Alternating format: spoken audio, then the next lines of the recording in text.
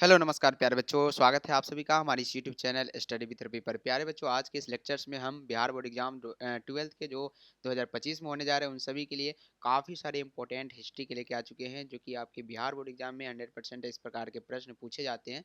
और ये chapter wise chapter solution चल रहा है आपके इस चैनल पर, जो कि 2025 वाले एग्जाम के लिए काफ़ी ज़्यादा इंपॉर्टेंट होने वाला है। चलिए स्टार्ट करते हैं आज के इस लेक्चर्स को। पहला नंबर सवाल मिसिंग है इस पीडीएफ में। दूसरा नंबर क्वेश्चन से स्टार्ट करते हैं।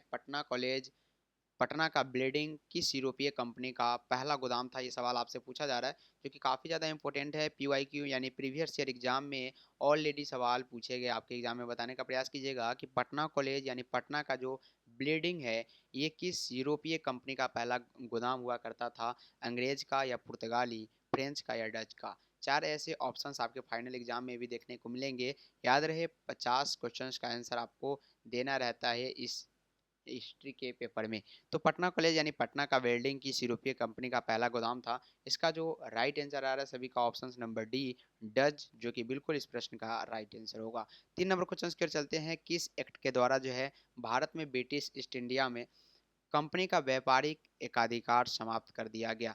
यानी ईस्ट इंडिया जो कंपनी था उसको भारत में यानी ईस्ट इंडिया में कंपनी का जो व्यापारिक एकाधिकार था उसको समाप्त कर दिया गया। क्या 1777 का रेगुलेटिंग एक्ट, या 1784 का पिट्स इंडिया एक्ट, या 1813 का चार्टर एक्ट, या 1833 का चार्टर एक्ट? बताने का प्रयास कीजिएगा। काफ़ी इंपॉर्टेंट क्वेश्चन है, जैसा कि आपको पता होगा पीवाईक्यू में ऑलरेडी सवाल जो है आपसे पूछे गए। किस एक्ट के द्वारा जो है भारत में ब्रिटिश इंडिया यहाँ पे ब्रिटिश ईस्ट इंडिया में कंपनी का व्यापारिक एकाधिकार जो है समाप्त कर दिया गया? इसका जो सभी का राइट ऑप्शंस आना चाहिए, ऑप्शंस नंबर सी बिल्कुल 1813 का चार्टर एक्ट याद रखेंगे। 3 नंबर सवाल का जो ऑप्शंस नंबर सी होगा बिल्कुल इस प्रश्न के लिए राइट आंसर होगा। 4 नंबर क्वेश्चन की ओर चलते हैं। सवाल क्या पूछे जा रहे हैं कि भारत में आने वाला प्रथम पुर्तगाली कौन था? भारत में आने वाला प्रथम पुर्तगाली जो है वो कौन था? 2019 के एनुअल एग्जाम में ऑलरेडी सवाल जो है पूछे गए हैं। भारत में आने वाला प्रथम पुर्तगाली कौन था? कोलंबस था क्या, या रिया डी था, वास्को डी गामा, या इनमें से कोई नहीं? तो जैसा कि आपको पता है मसाला का व्यापार करने भारत में प्रवेश किया था वास्को डी गामा, जो कि पुर्तगाली यात्री था। याद रखेंगे ऑप्शंस नंबर सी बिल्कुल इस प्रश्न का राइट आंसर होगा। और इन्होंने ही भारत की खोज की थी। यानी भारत में आने वाला प्रथम पुर्तगाली यात्री कौन था? वास्को डी गामा था। इस प्रकार के प्रश्न जो है काफ़ी इजी माने जाते हैं। 10th लेवल का क्वेश्चन है, लेकिन एक दो क्वेश्चन तो लो लेवल का जरूर दिया जाता है आपके पेपर में। साथ ही साथ जो आपका मॉडल पेपर है वो आज जारी कर दिया गया है बिहार बोर्ड के द्वारा, उसको आप सॉल्व करने का प्रयास करें और 5 नंबर क्वेश्चंस का भी आंसर देने का प्रयास कीजिएगा कि बंगाल के विभाजन की घोषणा किस वर्ष हुई? प्यारे बच्चों, बंगाल की विभाजन की घोषणा किस वर्ष की गई? 2019 के ऑलरेडी एनुअल एग्जाम में पूछा गया सवाल है, जो कि प्रूफ के साथ आपके सामने नजर आ रहा है। तो बंगाल के विभाजन की घोषणा किस वर्ष हुई? बताने का प्रयास कीजिए। 1901, 1911, 1906 या 1905? चार ऑप्शंस आपके स्क्रीन के सामने हैं। आंसर जो है सभी का कमेंट बॉक्स में आना चाहिए फटाफट से। तो याद रहे बंगाल के विभाजन की घोषणा किस वर्ष हुई थी? ये 5 नंबर क्वेश्चन का आंसर सभी का ऑप्शन नंबर डी आ रहे 1905, जो कि बिल्कुल इस प्रश्न का राइट आंसर होगा 1905।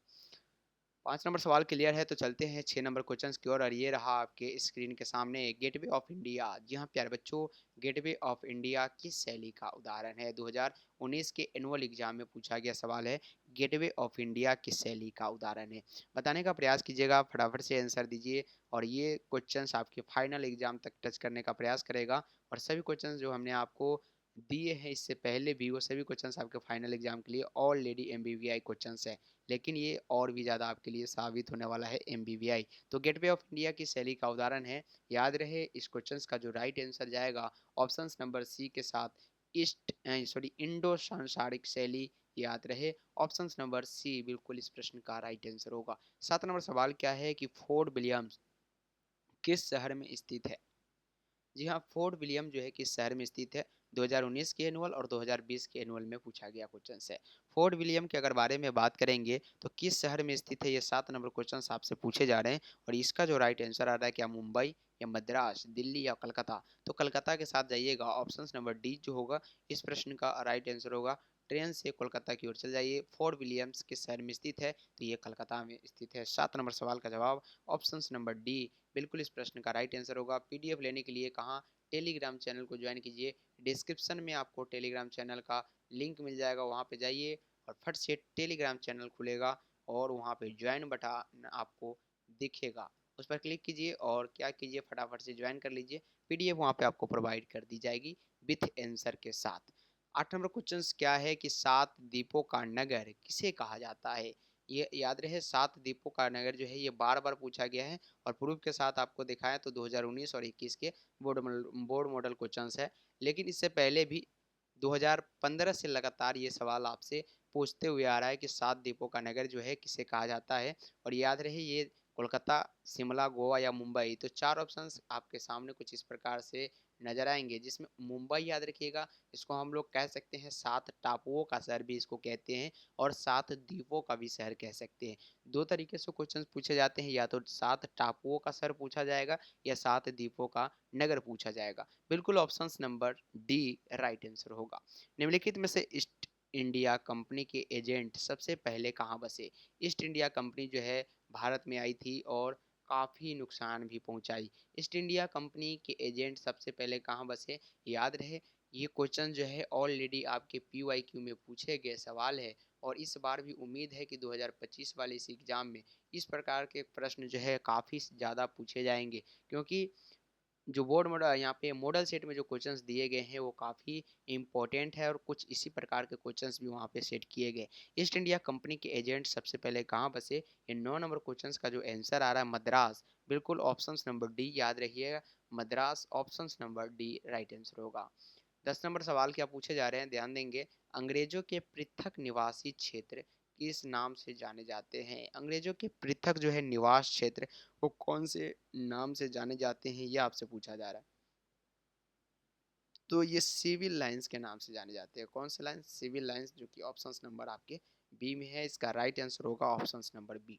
विक्टोरिया टर्मिनल किस शैली की इमारत है। विक्टोरिया टर्मिनल जो है किस शैली की इमारत है। 2018 के एनुअल और 2020 के 21 के बोर्ड मॉडल क्वेश्चन है। विक्टोरिया टर्मिनल के अगर बारे में बात करेंगे तो किस शैली की इमारत है, नव शास्त्रीय शैली या नव ग्रंथिक शैली, इंडो सांसारिक शैली या इनमें से कोई नहीं। याद रखिएगा, इस प्रश्न का राइट आंसर जो है कमेंट बॉक्स में बताने का प्रयास कीजिएगा और काफ़ी ज़्यादा शेयर करने का प्रयास कीजिए उन सभी छात्र छात्राओं, उन सभी ग्रुप में जो कि 2025 के लिए रेडी है बिहार बोर्ड का एग्ज़ाम देने के लिए। और एक बार शेयर कर दीजिए, वीडियो को लाइक करके चैनल को सब्सक्राइब कर दीजिए और इस क्वेश्चन का आंसर बताने का प्रयास कीजिए कि विक्टोरिया टर्मिनल जो है किस शैली का उदाहरण है। तो नौ, यहाँ पे याद रखिएगा, नौ ग्रंथिक शैली, ऑप्शन नंबर बी बिल्कुल इस प्रश्न का राइट आंसर होगा। 12 नंबर सवाल क्या है कि गेटवे ऑफ इंडिया का निर्माण कब हुआ। गेटवे ऑफ इंडिया का निर्माण कब हुआ, ये क्वेश्चंस का PYQ में पूछे गए सारा का सारा आपके सामने है। 2009 के एनुअल, 2012 के एनुअल, 2015, 2018, 2020 और 21, यानी 1 2 3 4 5 6 6 साल ये क्वेश्चंस ऐसे कह सकते हैं कि लगातार पूछा गया। गेटवे ऑफ इंडिया का निर्माण कब हुआ, ये सवाल इतना ज़्यादा इम्पोर्टेंट हो सकता है कि 21 में अगर पूछ दिया है तो हो सकता है कि ये 2025 में भी पूछ दे और 100% उम्मीद रखिए सवाल तो आपसे पूछे जाएंगे। गेटवे ऑफ इंडिया का निर्माण जो है ये कब हुआ था, ये आपसे पूछा गया और 1911 याद रखिएगा, 1911 में गेटवे ऑफ इंडिया का निर्माण हुआ था। ये क्वेश्चन लाजवाब है और आपसे फिर से पूछा जा सकता है। गेटवे ऑफ इंडिया भारत के किस शहर में स्थित है, ये सवाल सेम टू सेम मिलते हैं, टच कर सकता है। गेटवे ऑफ इंडिया भारत के किस शहर में स्थित है, 2021 के बोर्ड मॉडल क्वेश्चन है। गेटवे ऑफ इंडिया भारत के किस शहर में स्थित है प्यारे बच्चों, सभी का ऑप्शन नंबर बी आ रहा है, बिल्कुल मुंबई। मुंबई याद रखिएगा, गेटवे ऑफ इंडिया भारत के किस शहर में स्थित है, तो मुंबई में स्थित है। किस वायसराय के काल में जो है कलकत्ता, मद्रास तथा बम्बई में हाई कोर्ट की स्थापना हुई। किस वायसराय के काल में, वारेन हेस्टिंग्स, जॉन लॉरेंस या डलहौजी या कॉनिंग। चार ऑप्शंस है और किस वायसराय के काल में जो है कलकत्ता में, मद्रास तथा मुंबई में हाई कोर्ट की स्थापना हुई। 14 नंबर सवाल का जवाब बताइएगा, तो जॉन लॉरेंस याद रखिएगा, option number B John Lawrence का, जॉन लॉरेंस याद रखिएगा, ऑप्शन नंबर बी बिल्कुल इस प्रश्न का राइट आंसर होगा। 15 नंबर क्वेश्चन क्या पूछे जा रहे हैं कि अंग्रेजों ने शिक्षा का माध्यम अंग्रेजी कब बनाया, 1813, 33 या 35 या 44। अंग्रेजों ने शिक्षा का माध्यम जो है अंग्रेजी कब बनाया। अंग्रेजों ने शिक्षा का माध्यम अंग्रेजी जो है 1835 ईस्वी में बनाई थी। कब? 1835 में। ऑप्शन नंबर सी बिल्कुल याद रखिएगा, इंपॉर्टेंट क्वेश्चन हो सकता है।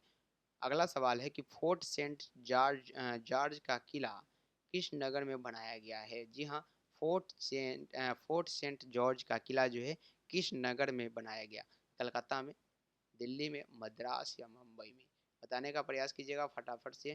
काफ़ी इम्पोर्टेंट क्वेश्चन है जो कि इस बार के लिए 100% उपयोगी साबित होगा। तो ऑप्शन नंबर सी याद रखिएगा, इस प्रश्न का राइट आंसर होगा option number C. Fort Saint George का किला किस नगर में बनवाया गया? तो ये मद्रास में बनवाई गई। सर्वे ऑफ इंडिया की स्थापना किस वर्ष की गई? तो सर्वे ऑफ इंडिया की स्थापना प्यारे बच्चों याद रखेंगे 1878 में किया गया, क्योंकि ऑप्शन नंबर आपके डी में नजर आ रहे हैं 1878। कलकत्ता में अंग्रेजों के किलेबंदी बस्ती का क्या नाम था? कलकत्ता में अंग्रेजों के किलेबंदी बस्ती का जो नाम था वो क्या था, ये आपको बताना है। तो याद रखिएगा ये फोर्ट विलियम्स था। ऑप्शन नंबर क्या होगा? सी राइट आंसर होगा, फोर्ट विलियम्स। राइटर्स बिल्डिंग किस अरण्य के प्रशासनिक भवन है? राइटर बिल्डिंग्स जो है किस अरण्य के प्रशासनिक भवन है, ये आपको बताना है। तो ये जो है किसकी प्रशासनिक भवन है? पश्चिम बंगाल की जो है एक प्रकार की यहाँ पे प्रशासनिक भवन के रूप में जानी जाती है। किस गांव को कलकत्ता को स्थापना करते समय नहीं मिलाया गया? तो कौन सा ऐसा गांव है जो कलकत्ता की स्थापना के समय उसको हटा दिया गया? तो अलीपुर, याद रहे अलीपुर। ऑप्शन नंबर जो कि सी में है बिल्कुल इस प्रश्न का राइट आंसर होगा। 21 नंबर सवाल है कि भारत की राजधानी कलकत्ता से दिल्ली स्थानांतरित हुई, कब हुई? भारत की राजधानी जो है ये कलकत्ता से दिल्ली की ओर कब स्थानांतरित किया गया? 2015 के एनुअल और 2020 के बोर्ड मॉडल क्वेश्चंस में पूछे गया सवाल है। तो भारत की राजधानी कलकत्ता से दिल्ली स्थानांतरित हुई थी कब? 1911 ईस्वी। ऑप्शन नंबर डी याद रखिएगा, 1911 में। कलकत्ता किस नदी के तट पर स्थित है? ये भी सवाल आपसे पूछा गया। कलकत्ता जो है कौन से नदी के तट पर है? गंगा नदी, दामोदर, ब्रह्मपुत्र या हुगली? तो कलकत्ता किस नदी के तट पर है? याद रखिएगा इस प्रश्न का जो राइट आंसर आ रहा है सभी का ऑप्शन नंबर हुगली आ रहा है, जो कि बिल्कुल डी होगा। हुगली। कलकत्ता किस नदी के तट पर स्थित है? हुगली नदी के तट पर स्थित है। अमार कथा को लेखिका कौन थी? अमार कथा के लेखिका कौन थी? कैमुदनी, विनोदिनी दास या यामिनी दास? सुभाषिनी दास क्या है? सुहासिनी देवी, सॉरी, सुभाषिनी देवी याद रखिएगा। तो अमर कथा की लेखिका जो है ये कौन है, ये आपसे पूछा जा रहा है। तो ये विनोदिनी, क्या है यहाँ पे? विनोदिनी। ऑप्शन नंबर जो बी में है विनोदिनी दास बिल्कुल इस प्रश्न का राइट आंसर है। 24 नंबर सवाल क्या है कि भारत में बालिकाओं की शिक्षा की आधिकारिक अनुमति किसने दी? भारत में बालिकाओं की शिक्षा की आधिकारिक अनुमति जो है ये किसने दिया था? तो डलहौजी ने दिया था। ऐसा किसने दिया था? डलहौजी। ऑप्शन नंबर ए याद रखिएगा। मुंबई मुंबई में all India trade union Congress की स्थापना कब हुई?